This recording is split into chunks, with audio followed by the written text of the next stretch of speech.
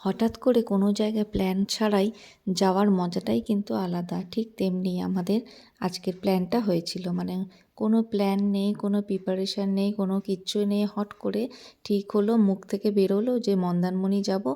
যেমনি বলা তেমনি কাজ। মানে সিমলাগড় থেকে তোমাদের তো আগেই ভিডিওটা শেয়ার করেছি যে সিমলাগড়ে কালীবাড়িতে আমরা পুজো দিতে গেছিলাম। আমাদের নতুন যে গাড়িটা নেওয়া হয়েছে, তারপরেই কিন্তু এসে ঠিক করা হলো যে আমরা মন্দারমণি যাব।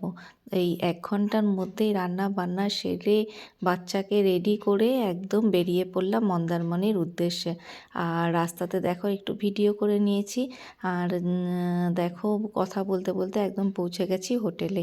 আমরা বাড়ি থেকে বেরিয়েছিলাম ওই 3:30 নাগাদ, তার রাত্রে কিন্তু পৌঁছিয়েছি ওখানে 9:30 নাগাদ।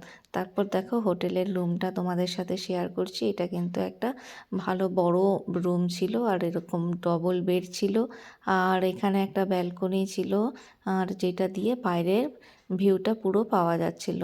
পাশে কিন্তু অনেক বড় বড় হোটেল আছে, কিন্তু আমাদের এইটা বেশ হোটেলটা ভালো লেগেছিল, কারণ এখানে বাচ্চাদেরকে নিয়ে গেলে মানে লাকি বা তার থেকে ছোট বা বড় বাচ্চাদের নিয়ে গেলে কিন্তু ওরা খুব এনজয় পাবে, কারণ এখানে একটা পার্ক মতন করা আছে।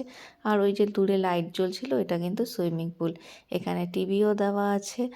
আর আমি কিন্তু কোথাও গেলে আগে বাথরুমটা দেখে নিই যে বাথরুমটা পরিষ্কার আছে কি না।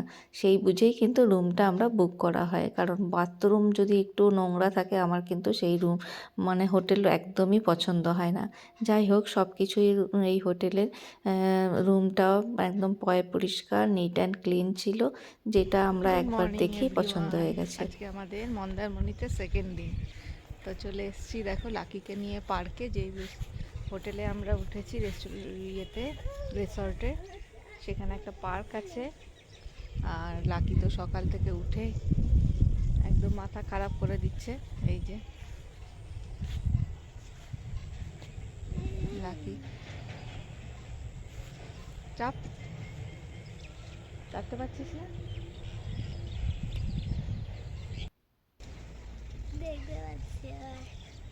তো রোদ, কিচ্ছু দেখা যাচ্ছে না। রোদটা বেশ ভালো লাগছে ঠান্ডার মধ্যে।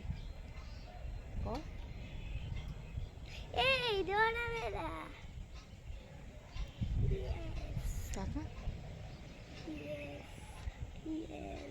টাকা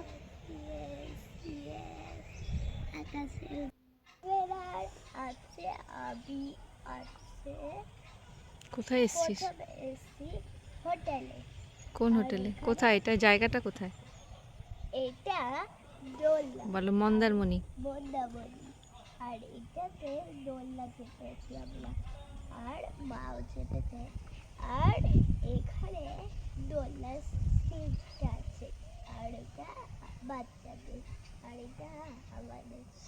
লাকির এসেই রাত্রে জ্বর চলে এসছে। ঠান্ডা লেগেছিল, আর এখানে এসে জ্বর চলে এসছে, তাই তো। লাকি ঘুম থেকে উঠে গেছে, সারা রাত ভালো করে ঘুমায়নি। ঘুম থেকে উঠেই পার্কে নিয়ে চলো। ও বইতে পড়েছে অ্যামিউজমেন্ট পার্ক, ও অ্যামিউজমেন্ট পার্কে যাবে, তাই তো। টাকা একটু হাত ধরতে হবে।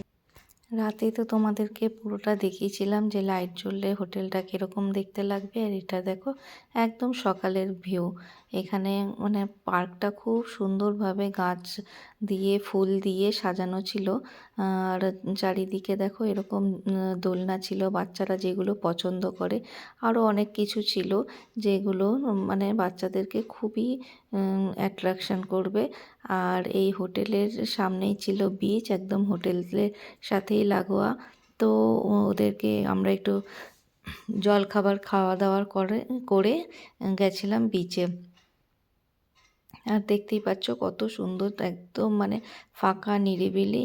আমি এর আগে গেছিলাম নিউ দীঘাতে, কিন্তু আমার নিউ দীঘার পরিবেশটা অতটা ভালো লাগেনি। মানে এত গ্যাঞ্জাম লেগেছে, আর হোটেল থেকে শুরু করে বিচ থেকে শুরু করে মানে পা দেওয়ার জায়গা নেই। আমরা একটু মানে যখন ঘুরতে যাই একটু রিল্যাক্সের ব্যাপারটা থাকে। আর আমার মনে হয় এটা সবাই একটু পছন্দ করে, যে নিরিবিলি শান্ত একটা পরিবেশ আমরা যেটা এনজয় করতে পারবো। আর কারণ দৈনন্দিন কাজে তো আমরা সবাই ব্যস্ত থাকি, একটু নিরিবিলি পরিবেশটা আমরা সবাই প্রেফার করি। আর এই খেলনাগুলো দেখো লাকি কিন্তু আগের বার দীঘা থেকেই কিনেছিল, কিন্তু এতটাই ওর শরীর খারাপ হয়ে গেছিলো যে তখন আর এই খেলনাগুলো মানে প্যাকেট থেকে খুলতেই পারেনি।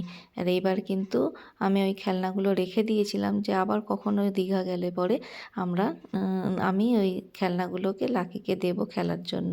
আর এখানে কিন্তু ও খুব মজা করেছে, কারণ ও মানে আগের বার তো সমুদ্র সেইভাবে দেখতেই পায়নি, কারণ এতটাই শরীর খারাপ হয়ে গেছিলো সমুদ্রের পাড়ে ওকে নিয়ে যেতেই পারিনি। এবার ও খুব মজা করেছে, কিন্তু ওই ঠান্ডা লেগে গেছিলো, রাত্রে জ্বর এসছে, আর তার জন্য শরীরটা খুবই খারাপ হয়ে গেছিলো। তাই আর লাকি সেইভাবে আর বেরোতেই পারেনি হোটেল থেকে। তো সন্ধ্যাবেলায় লাকিকে আর বমি গাড়ি করে গেছিলো বলে বমিও করছিল, তাই সন্ধ্যাবেলায় রেখে আমরা চলে যাই মন্দিরে। এর ব্লগটা এখানেই শেষ করলাম, মন্দিরটা পুরো নেক্সট ভিডিওতে তোমাদের শেয়ার করব।